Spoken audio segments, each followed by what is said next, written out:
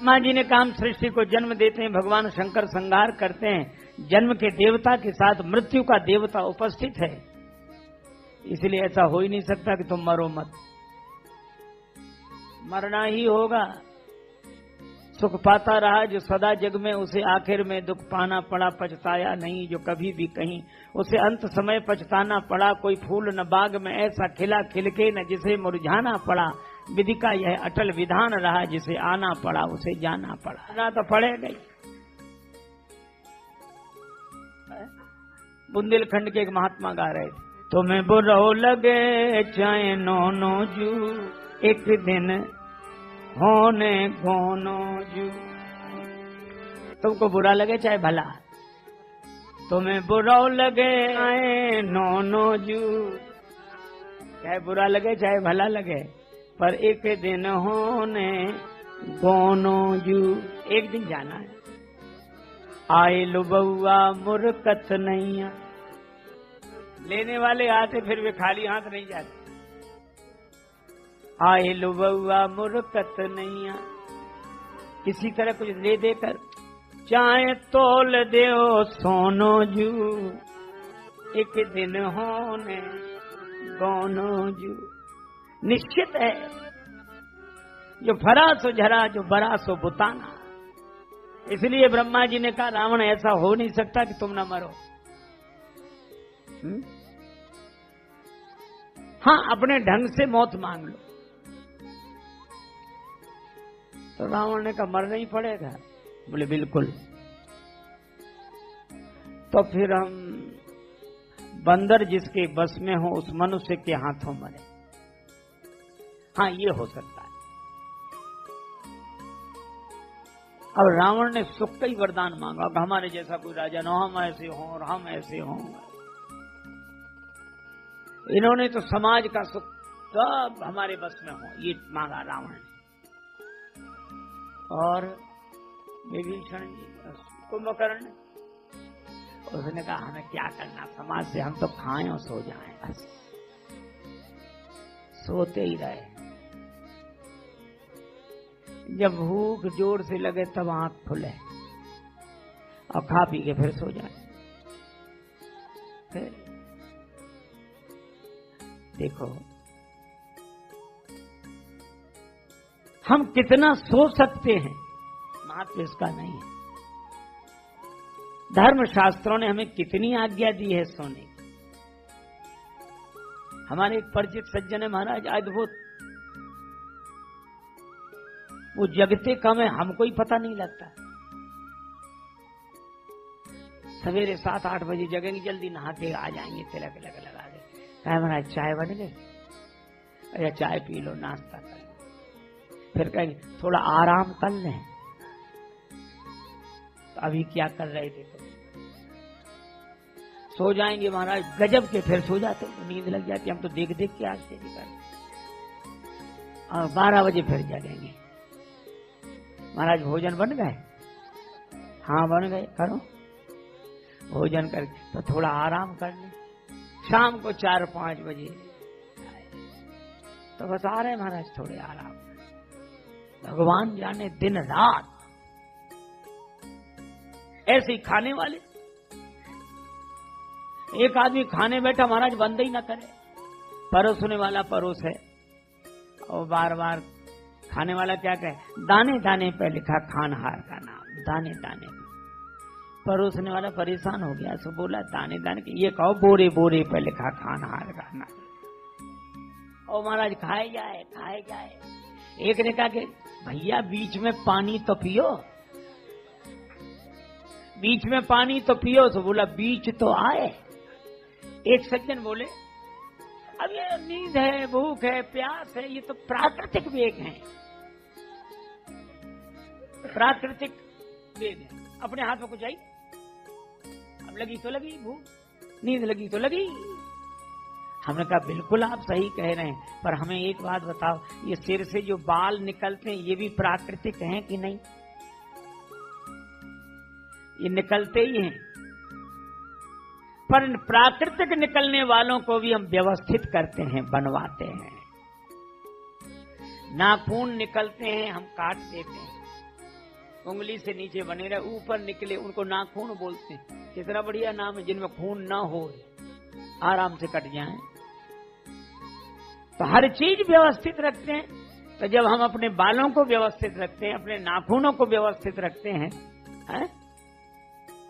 अब मान लो किसी को चेहरा ऐसे ही मिल जाए, आकृति और प्रकृति, आकृति होती है शरीर की, प्रकृति होती है मन की।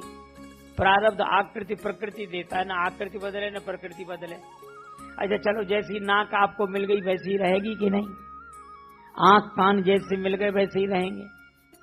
तो अभी तो मिल गए तो मिल गए, अब हम क्या करें, उसमें मिल गए। अरे ऐसा नहीं है, मिल तो गए लेकिन इनको साफ सुथरा तो रख सकते हो कि नहीं? इसी तरह कितनी देर सोना है, कितना खाना है, कितना जागना है, इन सबको धर्म शास्त्रों के अनुसार व्यवस्थित करो।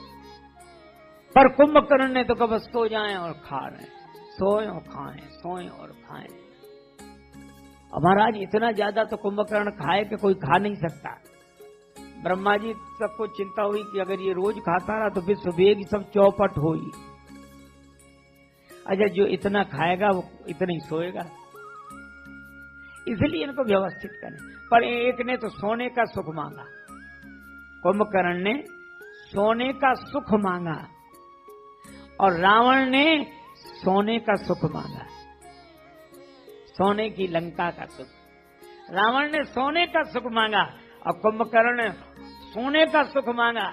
पर धन्य है विभीषण, इन्होंने क्या मांगा? ब्रह्मा जी शिव जी इनसे कहते हैं, गए विभीषण पास पुनि कहो पुत्र वर मांग। हे पुत्र, तुम वरदान मांगो। और कितना बढ़िया वरदान मांगा, हम सुख दुख के पार ले जाने वाला वरदान मांगे। भगवान, आपके चरण कमलों में मेरा अनुराग रहे, आपके चरित्र सुने, आपके दिव्य रूप का ध्यान करें। तई मांगे भगवंत पद कमल अमल अनुराग। भगवान के चरण कमलों का अनुराग। लेकिन अनुराग भी कैसा? किसी मतलब से चाहे हम तो चाहते हो इसलिए अनुराग हो। कमल अमल अनुराग, छल रहे, हमें कुछ नहीं चाहिए, आपके चरण कमलों के अलावा हम कुछ नहीं चाहते। इश्क एक तरफा में यूं मशरूर हो जाऊंगा मैं, श्याम तुम होगे क्षमा काफूर हो जाऊंगा मैं अगर मांगू जो तुमसे मुझको तुम देना न कुछ, वरना फिर प्रेमी नहीं मजदूर हो जाऊंगा मैं अगर चाहूं तो चाहूं तुम न मुझको चाहना, तुमने अगर चाहा तो फिर मगरूर हो जाऊंगा मैं अगर देखूं तो देखूं तुम ना मुझको देखना, तुमने अगर देखा तो फिर मशहूर हो जाऊंगा और मैं अगर तड़पूं तो दीर्घ से बिंदु टपकाना न तुम, वरना आंखों से तुम्हारे दूर हो जाऊंगा मैं। अमल अनुराग, छल रहित प्रीति। हमारी परिस्थितियां चाहे जैसी हों, लेकिन प्रेम आपके चरणों में, चाहे जैसी परिस्थिति आ जाए आपके चरणों में प्रेम रहे। चाहे बैरी सब संसार बने, चाहे मौत गले का हार बने, लेकिन फिर भी आपके चरणों में ध्यान। ते ही मांगे भगवंत पद कमल अमल अनुराग। अच्छा, भक्त तो निर्मल प्रेम चाहता है भगवान के चरणों में, लेकिन भगवान के चरण कमल हैं। अच्छा, एक बात बताओ, भगवान के चरण कमल, अच्छा कितने भी कोमल हो, बस कमल जितने तो नहीं होंगे। क्यों भाई? अब आप कहो भले ही नहीं, लेकिन समझ तो आप भी रहे हो कि इतने कोमल नहीं होंगे। देखो भैया, भगवान के चरण इतने ही कोमल है। सबसे कोमल कमल, और कमल से कोमल लक्ष्मी जी, तब तो कमल उनका आसन बना। सबसे अधिक कोमल कमल, कमल से कोमल कमला, कमला से भी कोमल कमला के कर कमल है? और उन कर कमलों से जब भगवान नारायण का वे पाद संवाहन करती है, तो जो चरण लाल लाल पड़ जाते हैं वे चरण कितने कोमल होंगे। भगवान के चरण कमल कोमल है। लेकिन एक और कारण है, कमल की एक विशेषता है, वो जिस जल में रहता है उस जल में डूबता नहीं है। कमल जिस जल में रहता है उस जल में डूबता नहीं है। भगवान के चरण जिस जगत जल में रहते हैं वे उस जल में डूबते नहीं।